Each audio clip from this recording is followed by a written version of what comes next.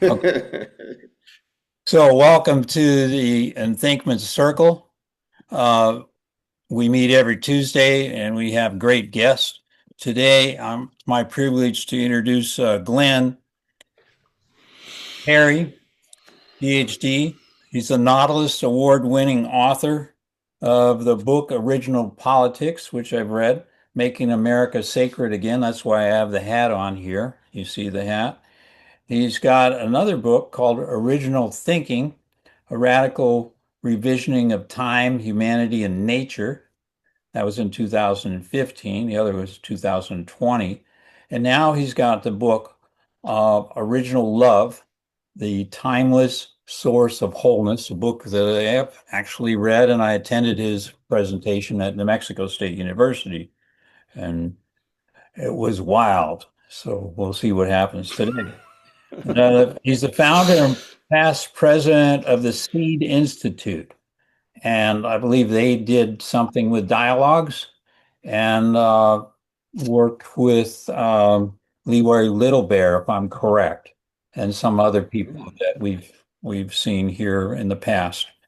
So they do like dialogue circles and circles of original thinking, a podcast.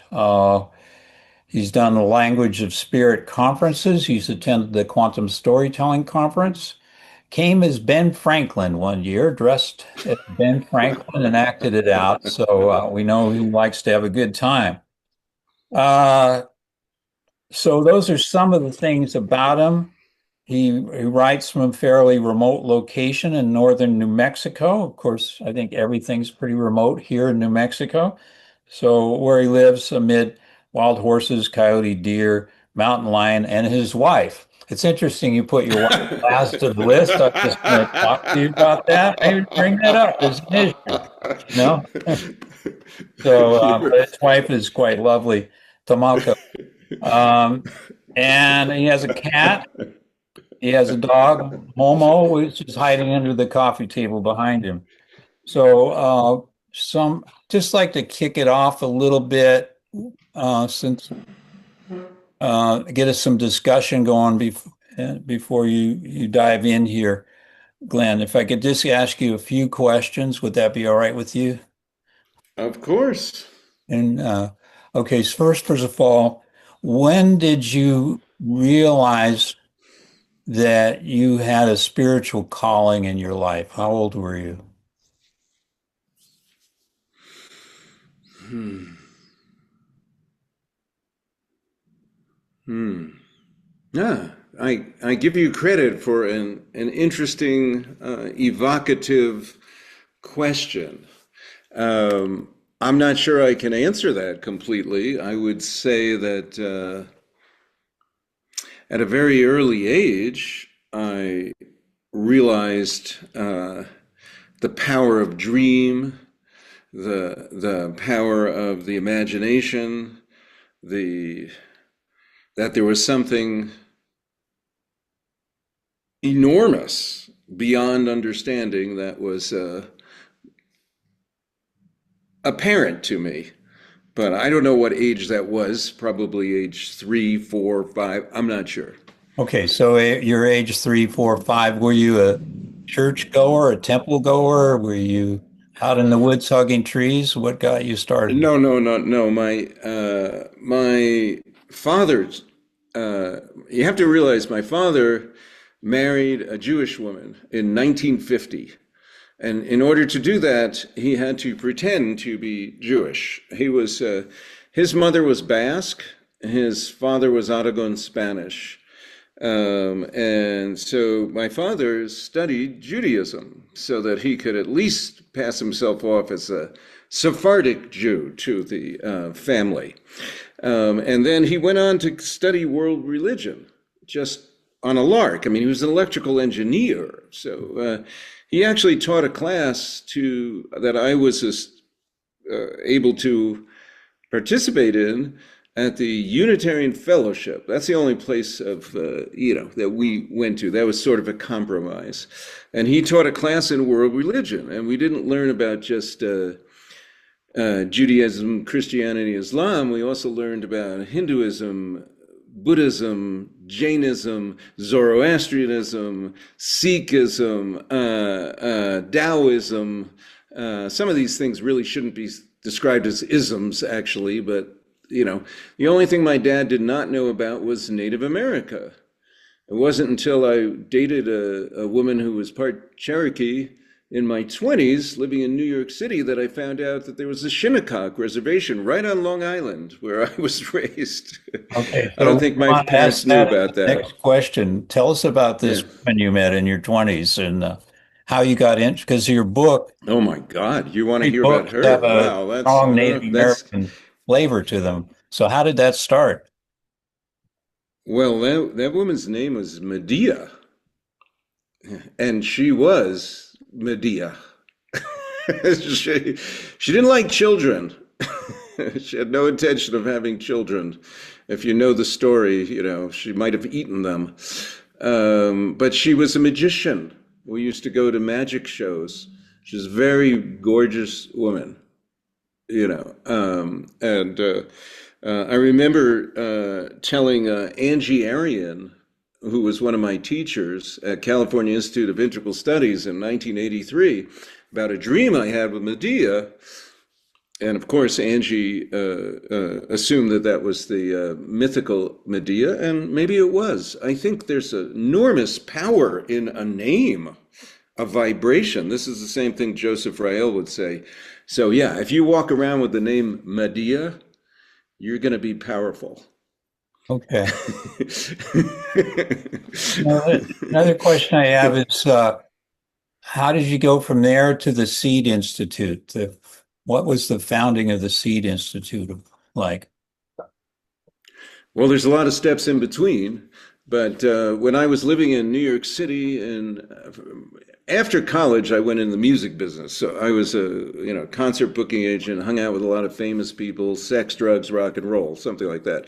That felt like the center of the cosmos to me for a while, but it stopped feeling that way. And so on a lark, I took some classes at NYU. One of them was called Witchcraft, Magic, Alchemy, the Occult, and the Emergence of Modern Science from a woman named Tamara Green. And that was a great class. And I happened to be living a half a block from the Strand bookstore, which is still like rated the #1 bookstore in the world, right? They advertise themselves as miles and miles and miles of books. So I used to go to the Strand bookstore often.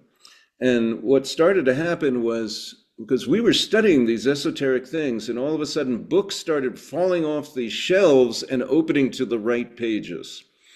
So that was a clue that led me to go to California Institute of Integral Studies, which led me to take a class from Dan Moonhawk Alford, Anthropological Linguistics. And Moonhawk described himself as standing at the lonely intersection of quantum physics, Native America, consciousness, and language.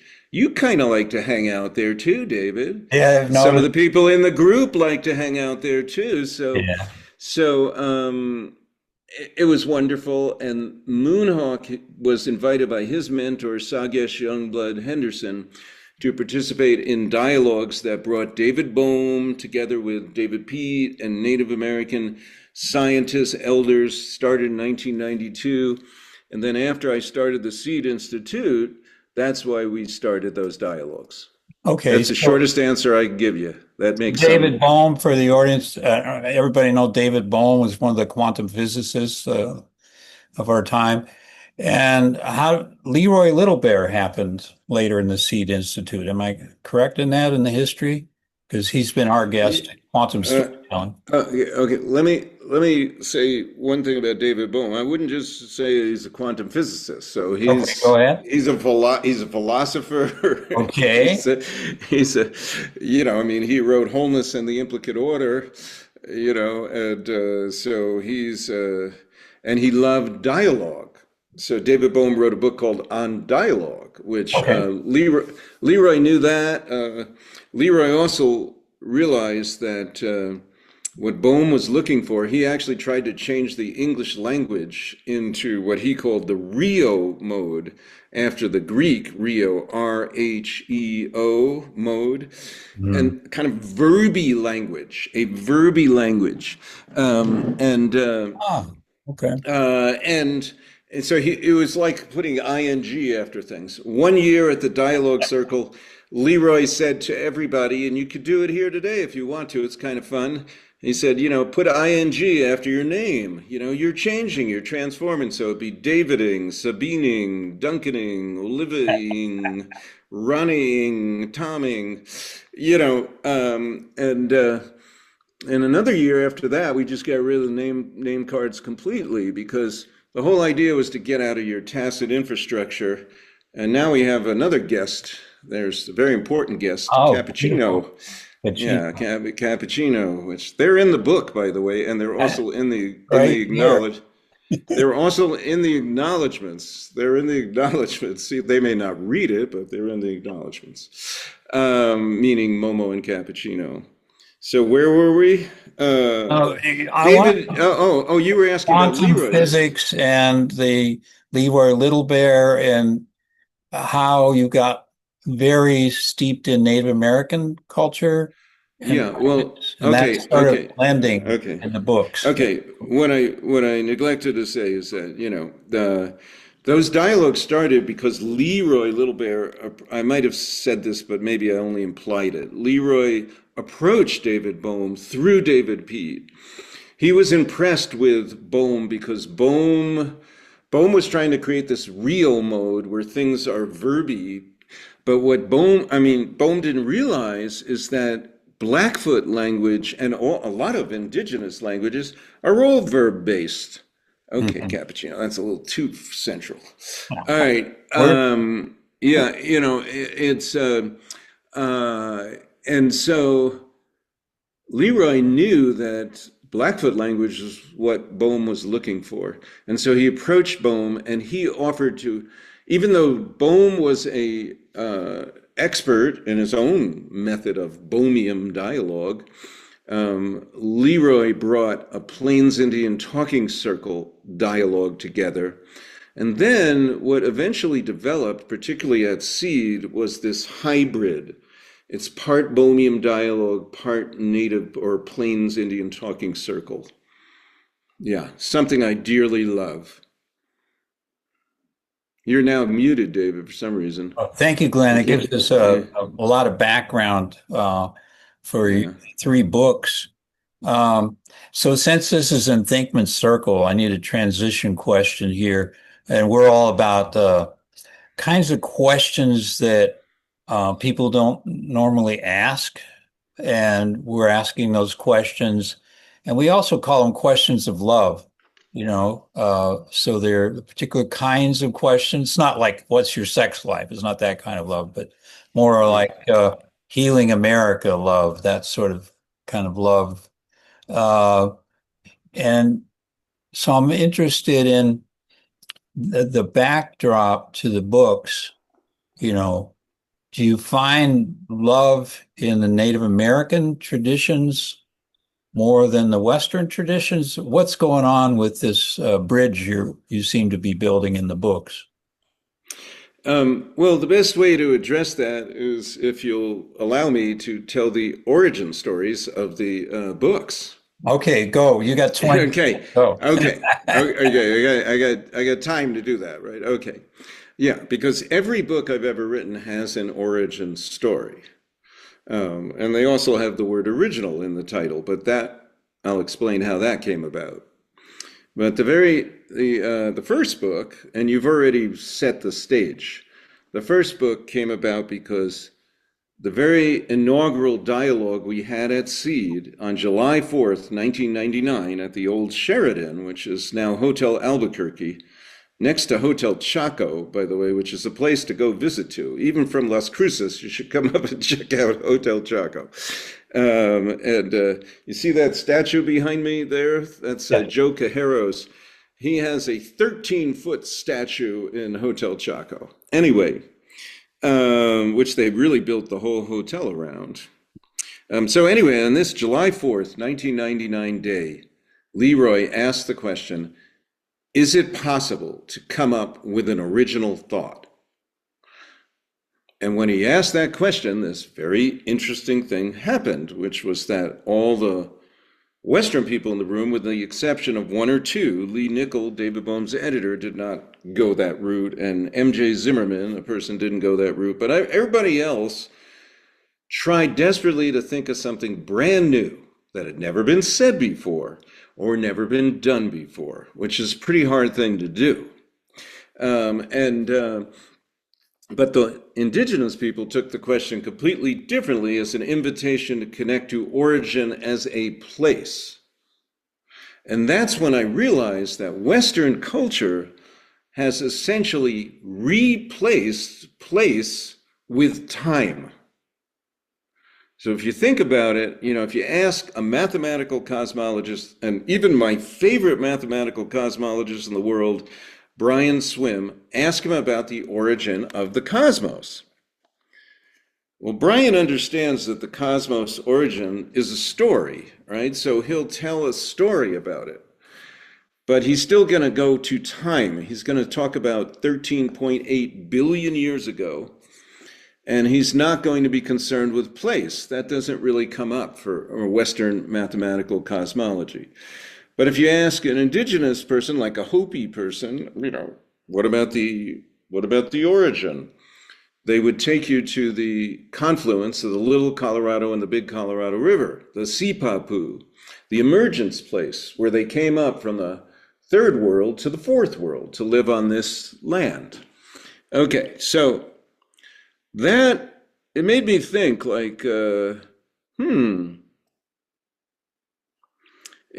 if we replace place with time, that means we're no longer connected to the iterative cycles in particular places.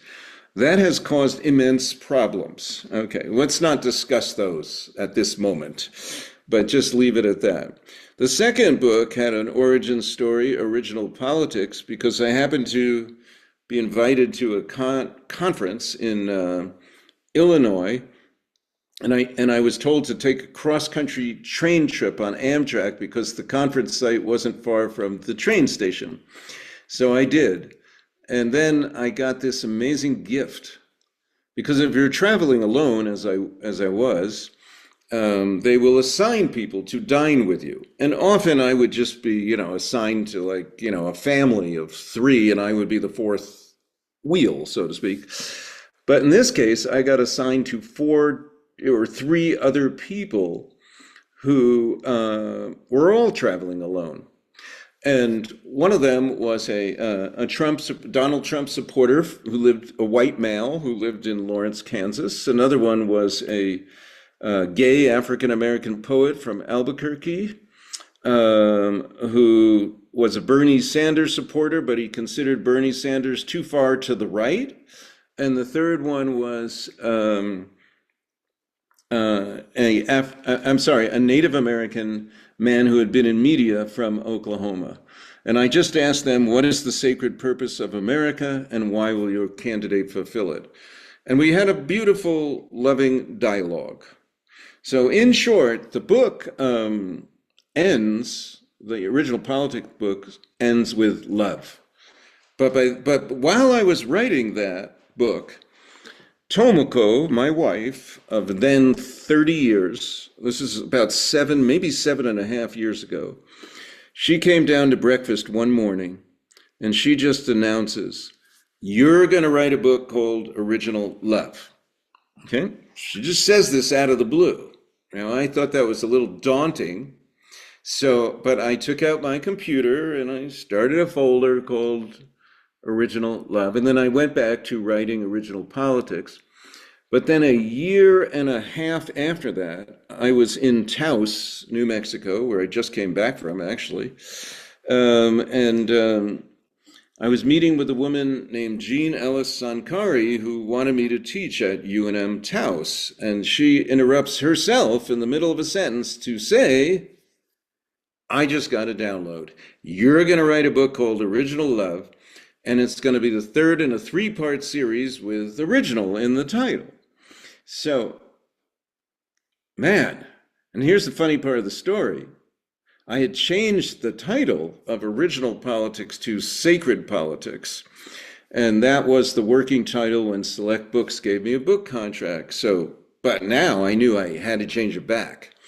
And so I did. And then I got my own download for how to write the book a week after that. And it was really, it's not so much a book primarily about romantic love, although that is not excluded because all love is connected. All love is connected. And a romantic love or even erotic love can be an opening to something greater.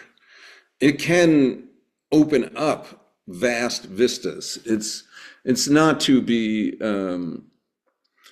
not to diminish erotic or romantic love in any regard.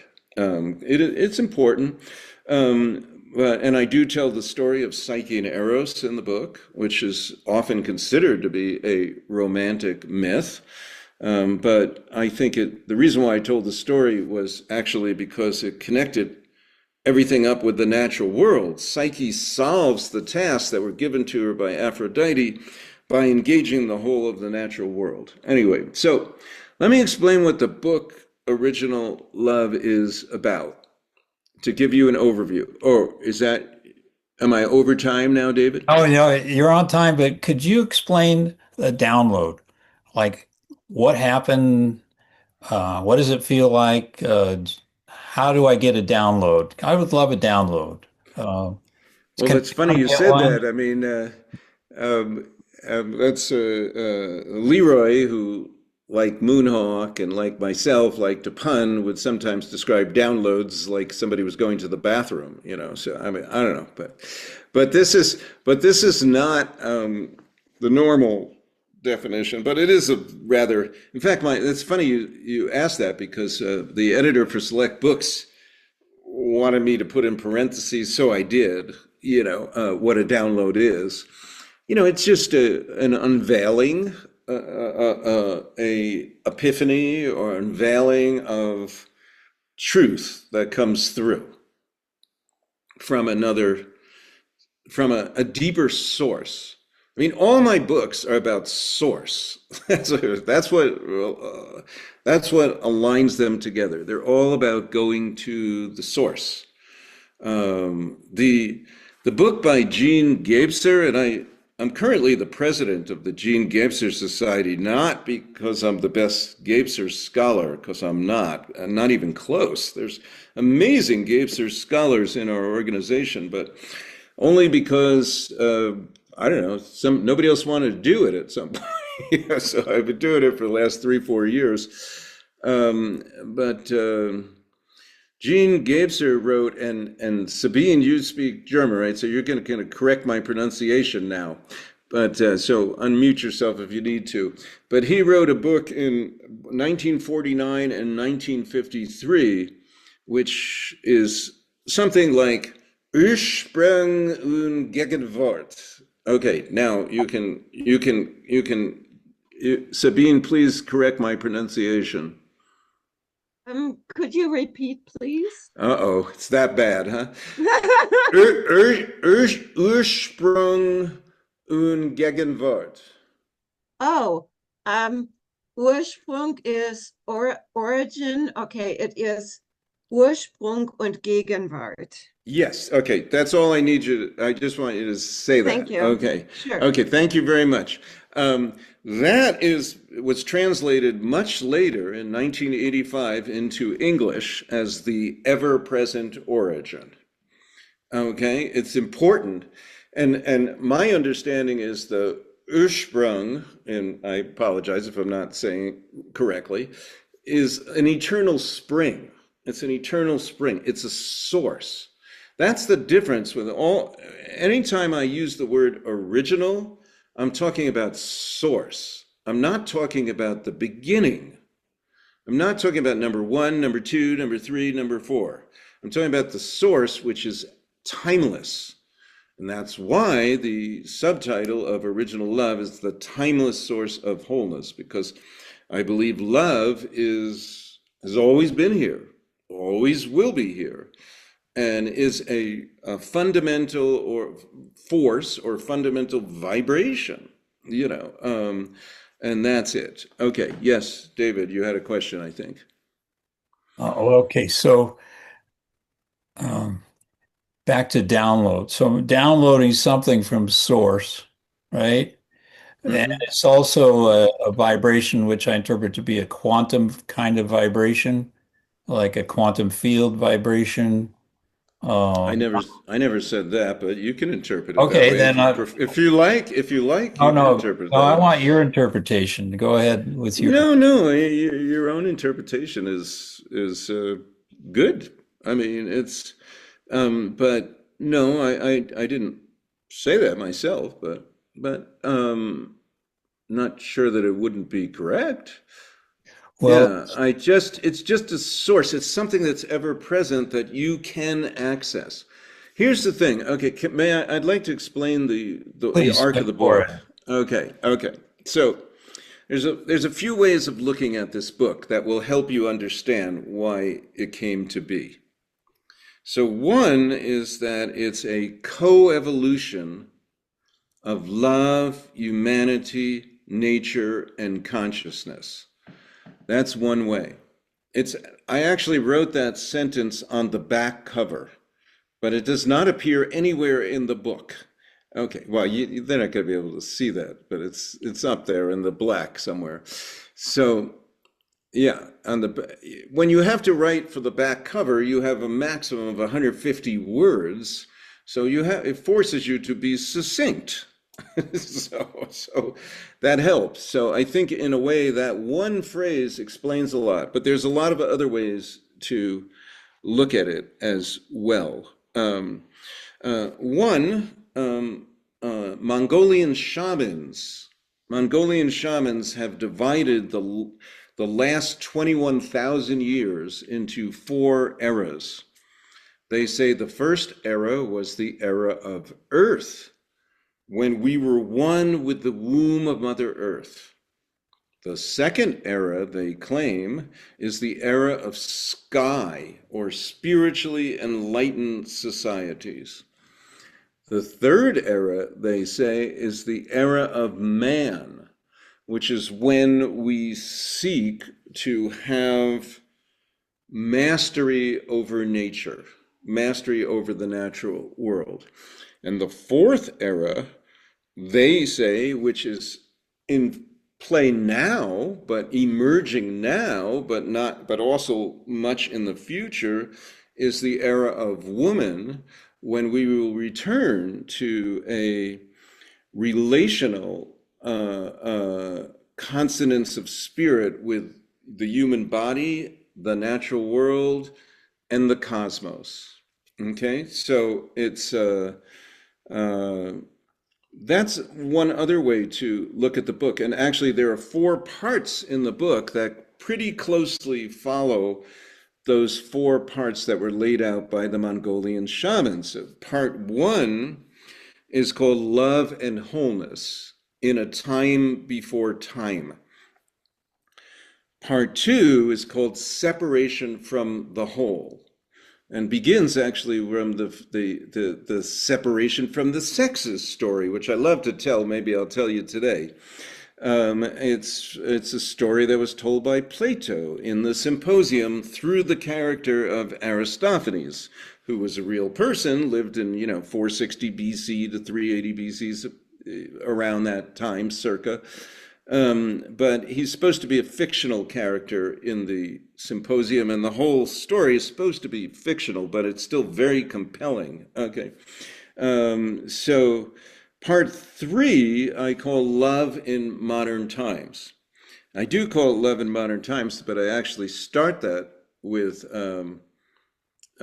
some nature writing from when I made a trip to the confluence of the Rio Grande and the Red River.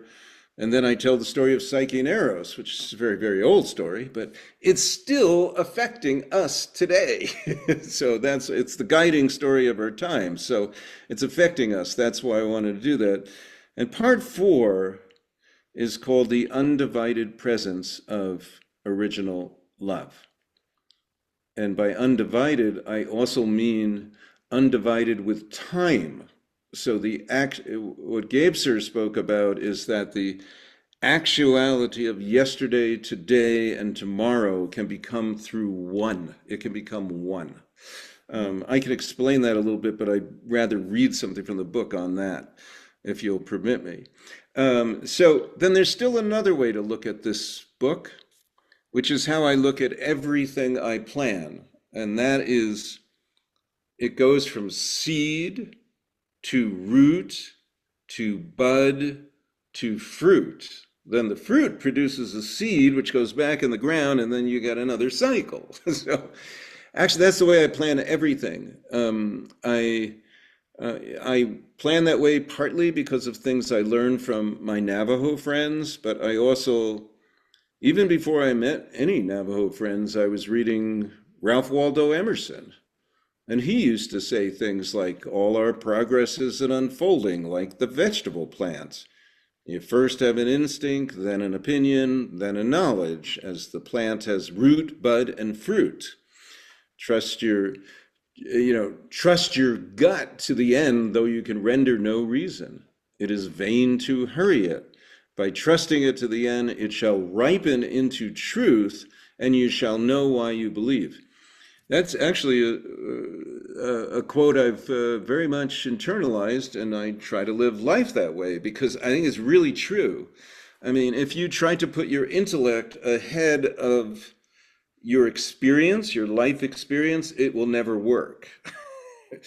But if you allow things to unfold as they do in nature, then when you get to the place where you have an understanding, it's because it came up, it welled up from the soles of your feet through your whole body, which is really beautiful, really beautiful. So that's really the overview of the book. That's all I wanted to say about that for now. But usually I read one part from each book or something, but we don't necessarily have to do that because this is a little different Why format. don't you pick out a part and read it, and then we'll go to some Q&A. Okay. Now I'll read the very first chapter, and this, you may wonder, what is this? Okay. This is largely a download in the sense that you're speaking of, but it's also partly my own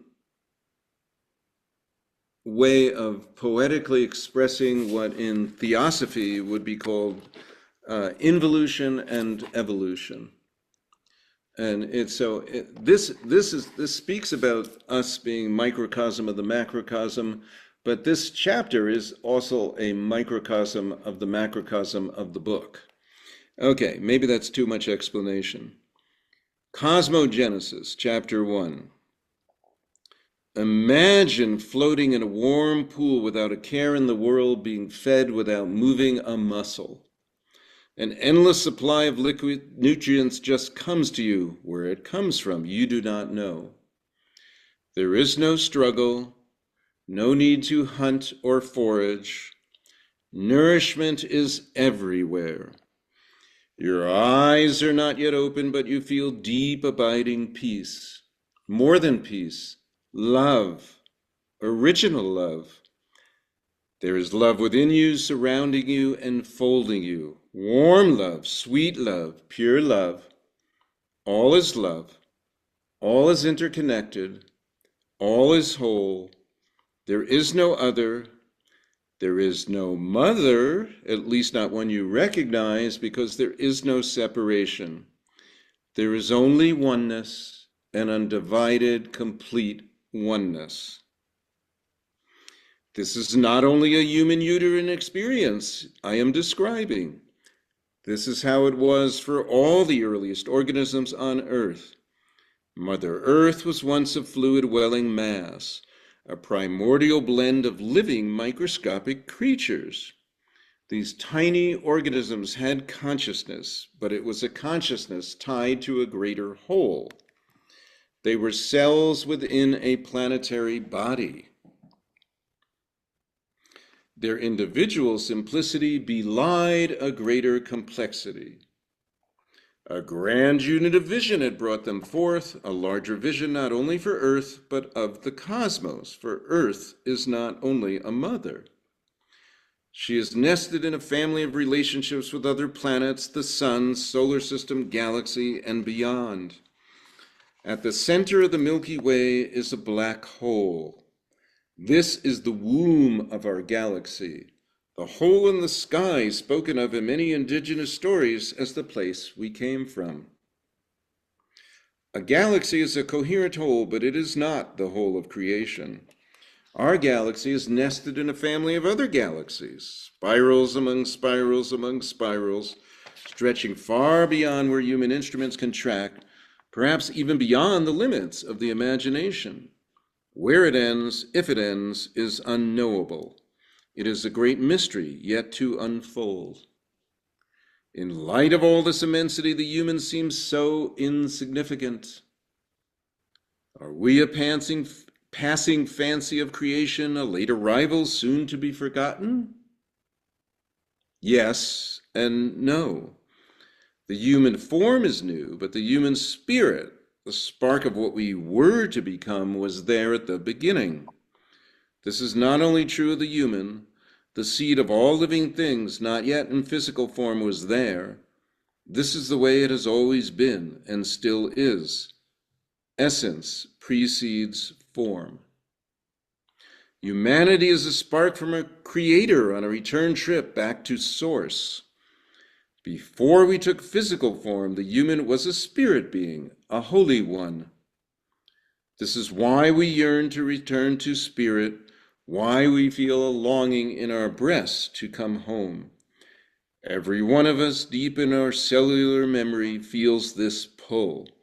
Somewhere inside of us, we know we are more than our physical bodies. We may not know who we are or exactly what we yearn for, but we still yearn. We sense there is something more.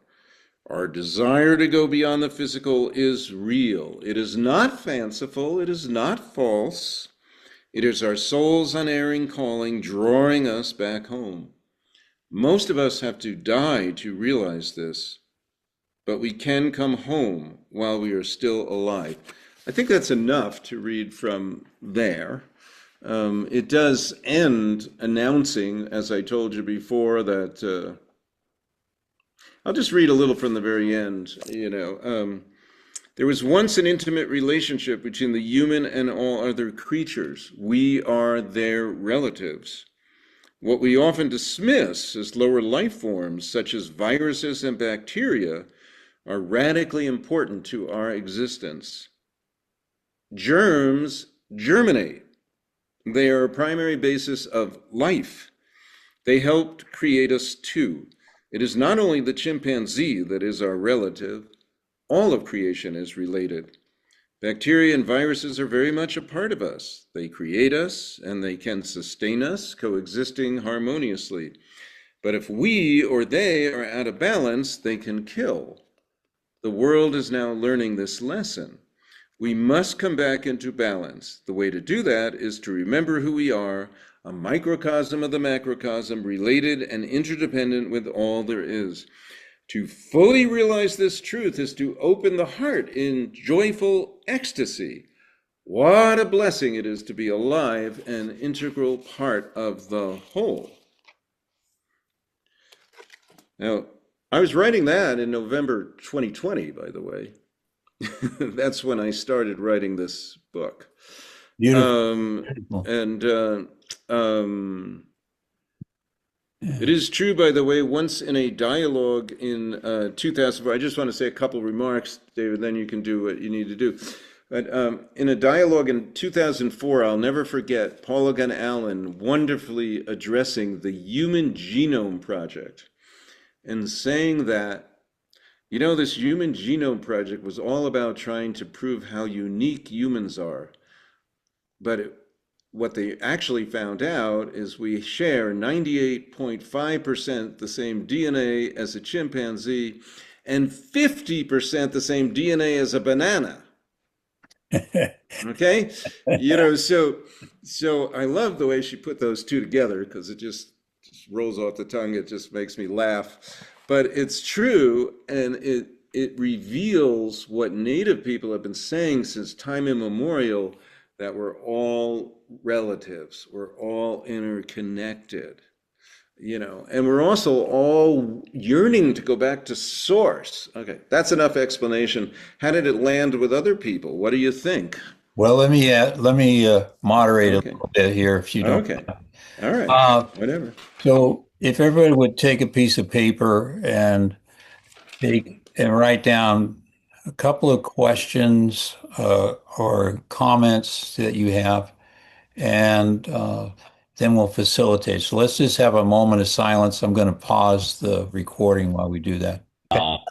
So I really am excited to hear about the thinking that Glenn's put into these things. So let's just go around and start with whomever feels moved to ask first. Maybe Tom.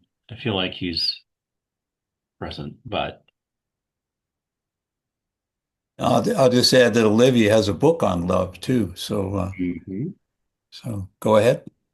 All right, so I wrote down all is related, all has a purpose, all was created. How?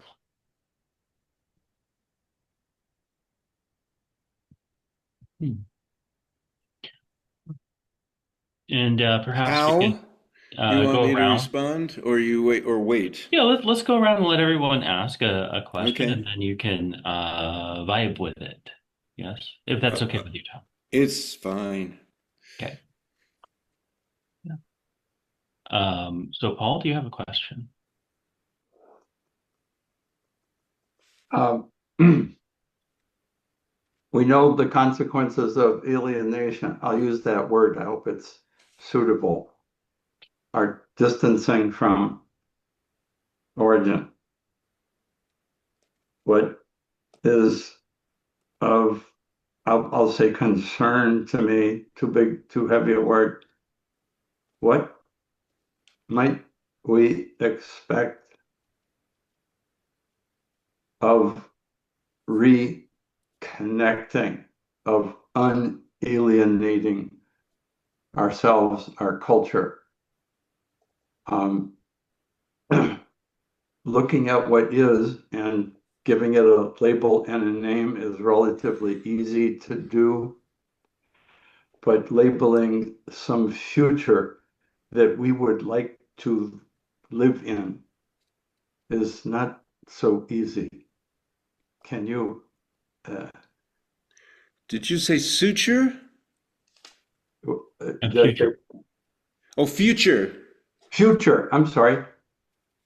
Okay, yeah, okay. Future suture, maybe. Okay, go ahead. Yeah, that's very good. Uh, All right, good. All right. Sabine, I think you have a question, but I'm not sure. I do. Thank you, Ronnie.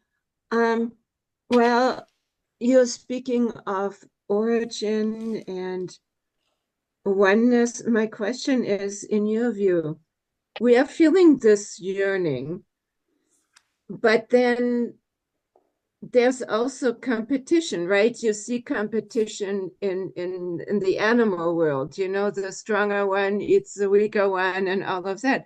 How does that fit into all of this? I mean, how do you square that with love? And I had a second question, and that is, to quote, essence precedes forms. How do you see essence? Is essence love? Is it spirit? Oh,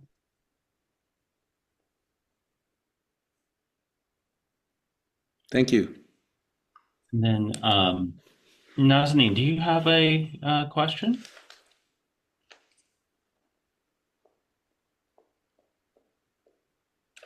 Hi, sorry, no, I joined late Okay. and Yeah, I figured. Wanted to give you a moment of voice. And Duncan, I assume, is very busy being the dean of every college at Fisk.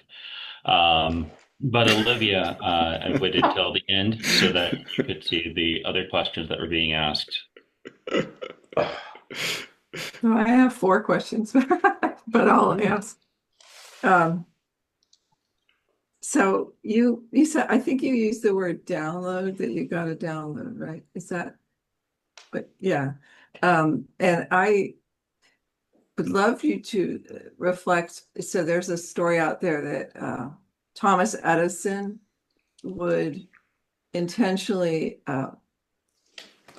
invite downloads where he would sit with I think it was a spoon or plate with ball bearings, and he would go and sit and fall asleep. And then as soon as he was in a very deep sleep, the ball bearings would fall and wake him up. And then he'd have a new idea of how to create a light bulb. So I wondered if you ever heard that, he went like through 2000, but he could intentionally get downloads is what I'm imagining that is. And I've had that too, where I just get an insight. So I'm just curious if you think that's the same thing. And then another question I have is, do you feel like there's any place in, say, the quantum field or the energetic field where love does not exist?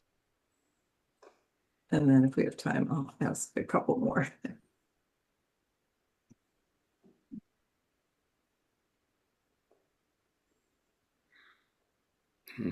Okay. You can ask if you want to, All right. Okay. as far as I'm concerned. Yeah. Do you feel if we have that craving for home, do you feel like we get that through meditation? And then the other question is just kind of funny, which is, well, I'll let you finish writing. Do you think there's a physical limit to our universe? Great question. If I can ask a question about your third question, if we have a craving for home, do we get that through meditation? And that you're aiming at is a that feeling of, or a desire? The yearning, I think, is what she said. Yeah, like if you have a yearning for feeling like you're home, is that what, when we're in meditation, can we get that sense of, get some of that satisfied, I guess is a better way to say. Okay. There we go.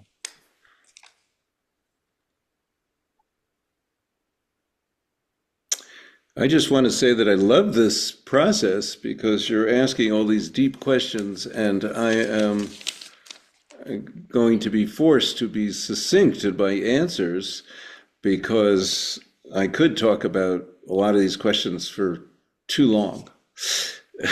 Right? So I appreciate it, the process.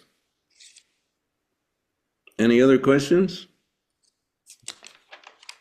Mine was the same question as Paul, and I saw the chapter in your book. There's one before the last chapter when you're talking about what's the future, and you also talked about it in your comments. But I'm interested in how do we get to this future of rebalancing or finding balance with nature and humanity and love, and back to the origin, I would say. So it's the same as Paul's question, more or less. How do we get to the future rebalancing? Okay. Yeah. Let me ask Ronnie, did you have a question? Oh, I know what I'm trying to hear from this. I don't think the question's really necessary. I really appreciated what Olivia and Tom were asking there, and everyone, of course. But I think those two combined got at what I was trying to get. Okay, Glenn, you're on. Okay. All right. So I think what I want to do with this is answer questions in my own words, but possibly if I am moved, I may read something from the book that applies to the question. So the first one from Tom is all is related, all has a purpose, all was created. How? Okay? I can answer that pretty succinctly. I don't know. However, um, I, when I was young, in my 20s, I was a theosophist. I was more interested in the how. I read books like The Secret Doctrine from Madame Blavatsky, and I really, tried hard to figure out how did this all come about. I think through the influence of Native America, I stopped doing that, and I'm much more comfortable with the great mystery, and that's it. It's just, I do think of creation not as a beginning. What Grandfather Leon Secretero told me is that the cosmos has always been here. And he also told me that he didn't think that, he knew that to be true. And when he said that, I felt, that confirms what I feel as well. I don't think about it as creation. I don't think about it as a beginning. If you go to a book by Carlos Castaneda called The Active Side of Infinity, you will see two poems in the beginning of that book. I highly recommend reading these two poems. One is written by a mathematical cosmologist, and he talks about how he has proven that the universe began at a certain time and it's going to end at a certain time, and he's proved this by the basis of his mathematical equations. And then the ending of the poem says, but what he doesn't realize is he's just confirming the syntax of his mother tongue. The syntax of his mother tongue. Then there's a second poem. There's a second poem that's written presumably by an indigenous people who says that the universe never began and never ended. It's just a bunch of intensities, of fluctuations that come and go, but that poem also ends with, and he doesn't realize that his certainty is only confirming the syntax of his mother tongue. So it really is, if you think about it, like if you're using the English language or any of the Indo-European languages, it's hard not to think in terms of beginnings, middles, and ends. It's very hard not to think in beginning, middles, and ends. So that's how we get wrapped up in our brains trying to figure out how did the universe start? Or, because we think there has to be a beginning. I really don't think there has to be. So I would say it's always been here. It's a blessing. But you don't have to agree with me. Okay, next question. Consequences of alienation. What can we expect about reconnecting, unalienating ourselves and culture so that we can get to a sane future, which I heard as sutra or suture, which is very interesting because the word suture actually comes from the Sanskrit word sutra, and it's a very sacred word. And that's really maybe what we need to do. It's almost your answer there, I think. So we need to suture our future. Okay, all right. That's how I would answer that one. Sabine, who always has a deeply inquisitive soul. Okay, so you're starting with origin, oneness, and feeling this yearning, but there's competition, the competition in the animal world. And how does this fit into, and also you asked about the essence. How do you define essence? Was that it? I can't read my own writing. Essence precedes form. How Yes. do you see essence? And how do I see is it essence? love? Yeah, how do you see essence is my question. Okay, yes. I would okay, think, got coming it. from your perspective, that you would have, a view of essence. Okay, would yes, like to I know. do, but all right. But okay, the first part of your question, I would humbly submit to you that people have misinterpreted Charles Darwin tremendously. The phrase "the survival of the fittest" did not appear until the 5th edition of Origin of Species. It was Herbert Spencer's phrase, and it was picked up on really by the people with a vested interest in promoting a concept of social Darwinism. And it's not an accurate way to look at the natural world. I think the natural world is far more cooperative than competitive. It's not like Woody Allen described it in one of his movies once as a big giant restaurant with people eating, animals eating other animals eating other animals. No, what Toba Sanakut-Kanu asked while we were having a dialogue, a deep dialogue on time and origin, he asked this question: what kinds of things want to happen together? What kinds of things want to happen together? So when he asked that question, that really shifted something in my very being. I began to see the cosmos more as relationships upon relationships upon relationships and things wanting to happen together. I began to see how, if you go down to my creek here and there's cottonwood trees, there's also sometimes osha growing there.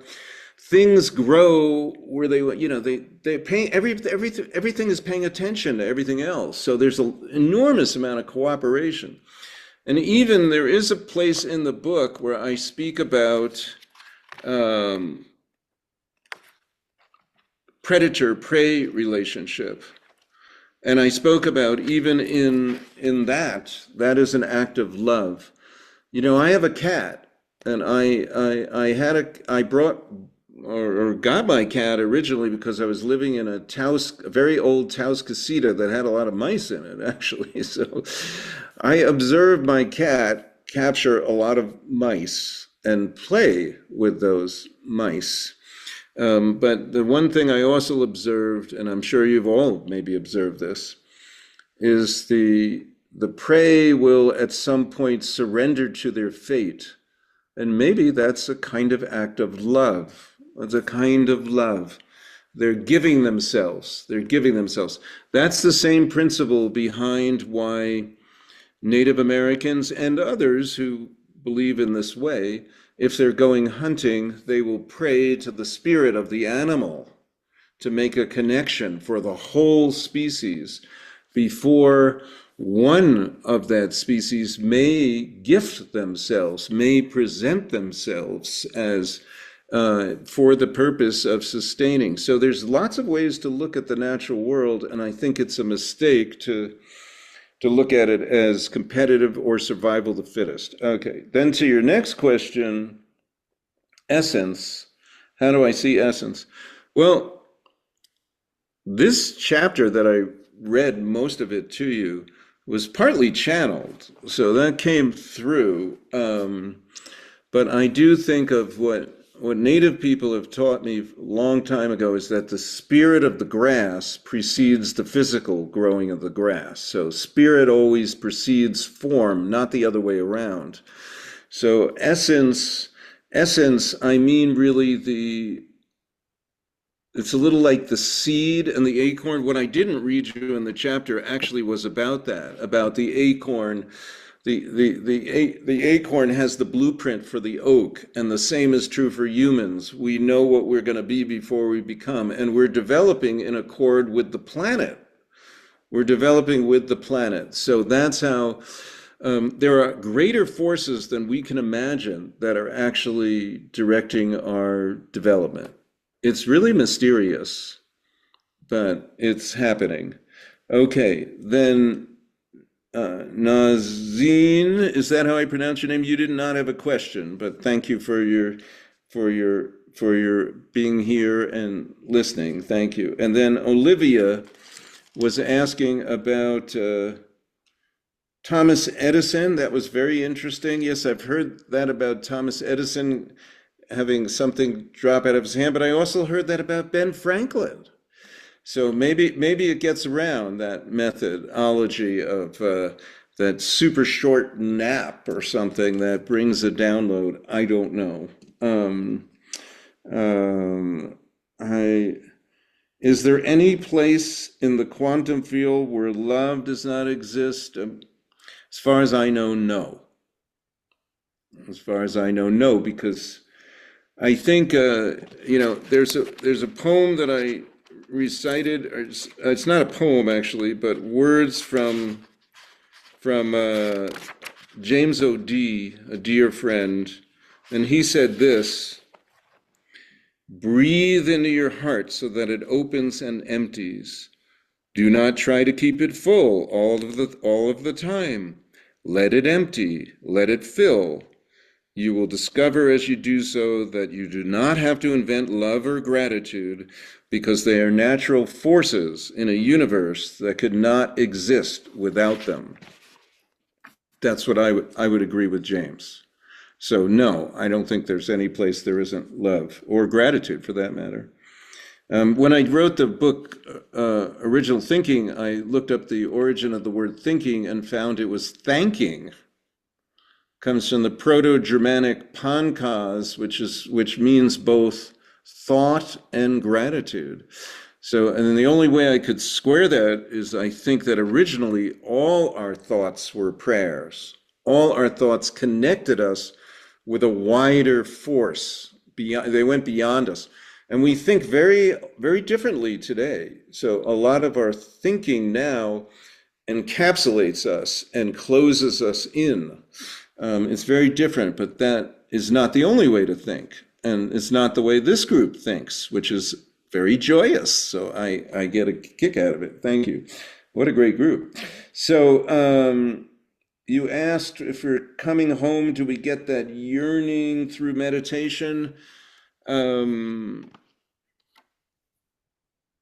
I don't think, for me, I don't tend to get that through meditation, but sometimes I tap into something. But that, if it works for you, great. It's not, it's really, that's personal. I certainly think it could work through meditation. People have told me that when they meditate, they have this epiphany where they know there's everything is one. But you could be like Sri Aurobindo, who was in prison, and he began to see all the prison guards. I think he was meditating, and he began to see all the prison guards, the fences, the walls. Everything became, Brahman. It can all happen like that. Certainly, for me, I have more of a connection through dreams or visions.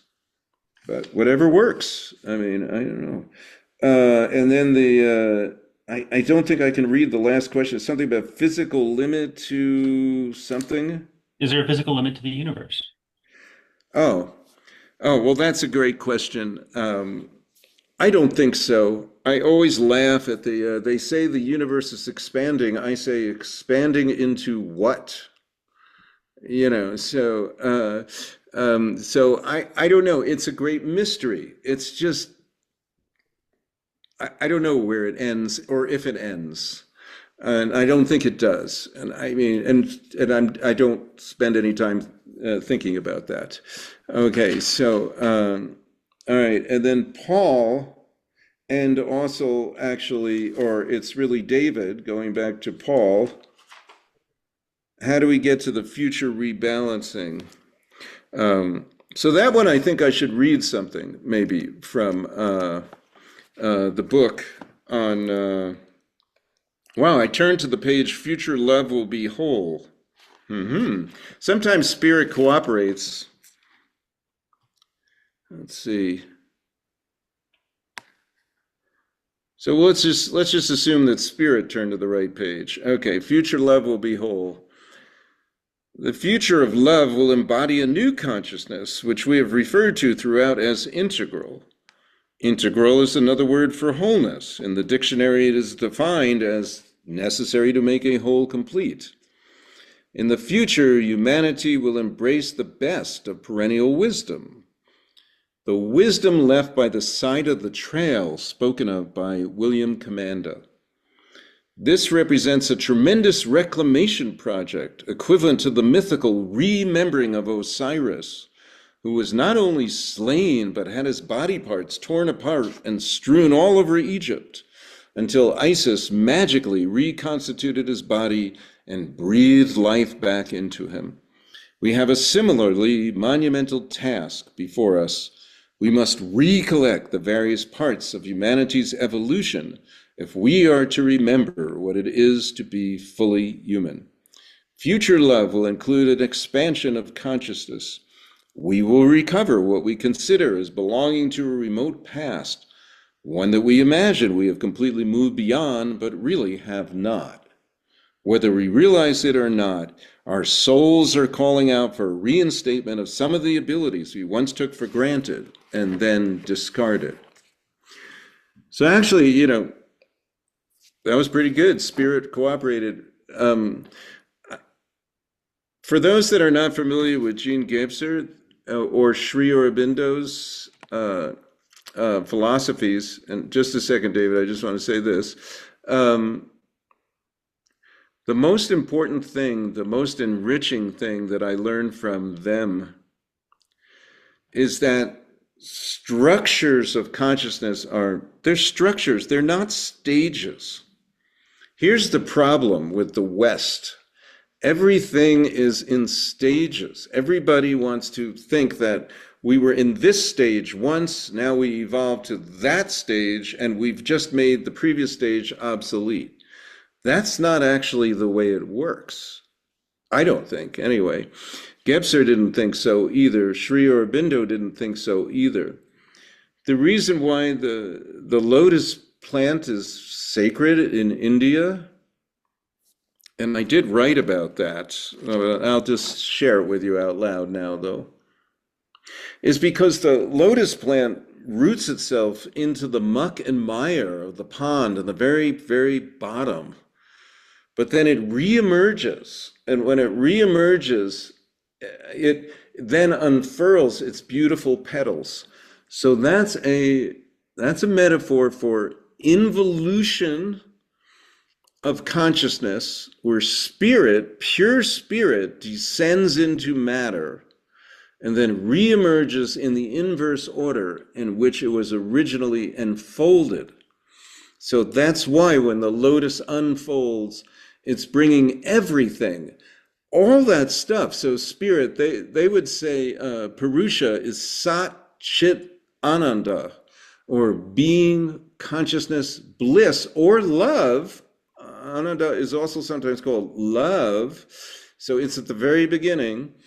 That descends into matter, and then you're reemerging. That's why you have this spiritual yearning to go back home. That's what I was writing about in the first chapter. And that is your yearning for love. Now, we also yearn, and of course, we connect through different people. But I want to share, this is my favorite thing to do. Can I, David, I would like to share the separation of the sexes story, okay? Then Can I do that? Just after you do that, okay? You got to what? Oh, got to get to the close because we have a time function. Oh, what's the time limit? We've got about 10 minutes. Oh my God. Okay. All right. And then you'll get to the, okay. Here's the separation of the sexes story. And I want to do two things and then I'll turn it over to you. Okay. This is the story that maybe a lot of you know if you read the Symposium. It's told by Aristophanes. And he says, this is the old story, says that originally we were double-sexed beings in a single body. Most of us were male-female, but some of us were female-female, some of us were male-male, and some of us were androgynous. Okay? But we had double of everything. We didn't just have two sets of genitalia. We had 4 arms and 4 legs. We only had 1 head, but we had 2 faces. Okay, a little like Janus face. And we could move by doing cartwheels, because imagine having 4 legs and 4 arms, you could really get around fast. And the gods became wary of us. And so they determined they need to cut us in half like a flatfish. These humans are too powerful. We're going to cut them in half like a flatfish, and that's what they did. But when they did this, the old story goes, and I wish we were here in person because I would hug somebody, but they just hugged. Thank you. They just hugged. They didn't eat. They didn't sleep, and they started to die. And then that's when Zeus takes pity upon the people and he rearranges their genitalia so that they could have sexual intercourse while hugging. And they could then perpetuate the species. Because actually, and I didn't put this in the book, but the old story says that before then, humans used to reproduce like a cicada, casting their seed on the ground, if you can believe this. So it doesn't really matter whether the story is true or not, but it is compelling. It's compelling. So we still speak about finding our other half, finding our soulmate, finding our twin flame, whatever it is. There is something to that. There's something to the idea of opposites completing, but there's also love itself is whole. Nobody is a half, really. Love itself is whole. So it's possible to come into wholeness without having any, sexual relationship or any physical relationship, just by being fully present. And yeah, that is what part 4 of the book is all about, being fully present.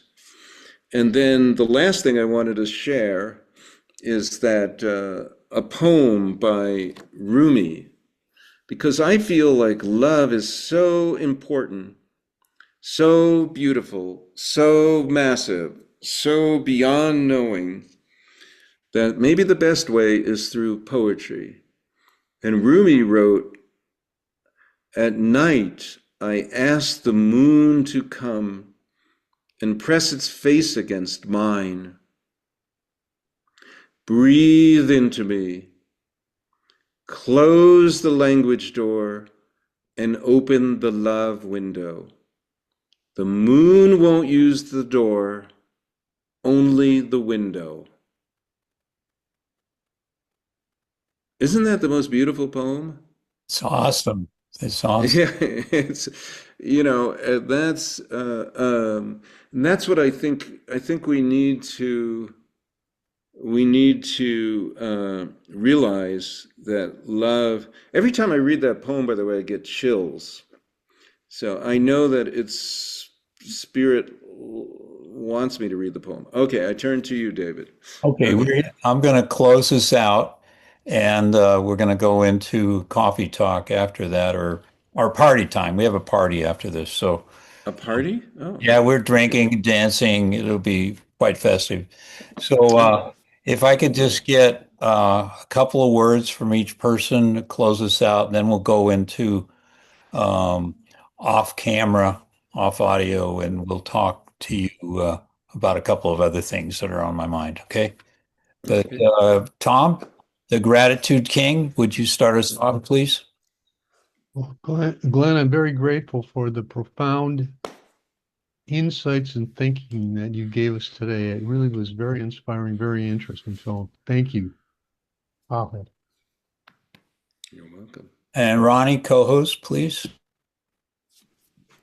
It's an honor to take a moment to hold on to all of this heartfelt engagement. I appreciate it. Olivia, the Queen of Love, would you respond? Thank you. It's just enjoyed all of the conversation, your answers. Look forward to reading your books. Thank you. Thank you. Thank you. Then Paul, and then Sabine. Seed, fruit, bud, fruit.